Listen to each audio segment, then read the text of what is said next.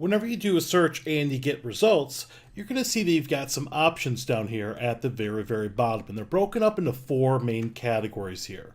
Notice how I've got a couple properties selected. You've got your actions, you've got refine, you've got save, and you've got carts.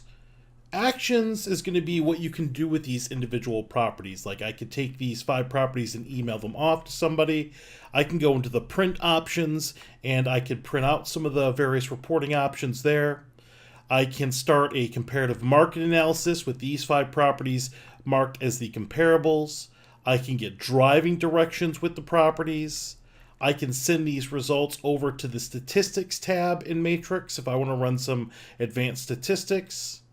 I can export the results into my own spreadsheet. I can run a quick CMA, which is going to group the properties together by status and crunch some numbers for you. I could also take the properties instead of the Matrix CMA that's built in. I could also send them to the Cloud CMA system. I can take the properties I've selected and request and get all the showing information at once here in the showing carts. And a little bit more advanced, I can go in and look at some custom reporting options if I want to print off these properties as flyers. The refine is going to be when you select properties, I can pick which ones I want to pick and keep or discard.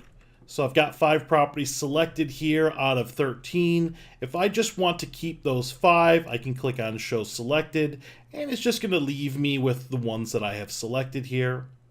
I'm going to hit the back button. I can also do refine and discard. So if I don't want to keep the ones I have selected, I can also discard the ones that I have selected here, and it would only leave the properties that I did not select at that point, and that has an undiscard button. You're also going to see a save button. You can save this as a save search, which means I can hold on to this criteria and give it a name and run the search later in the future. Those searches will end up here under My Matrix and Save Searches. I can also set up an auto email. So if I want to start the customer off with these properties that I have today and automate that process in the future, I can then go to New Auto Email and configure that.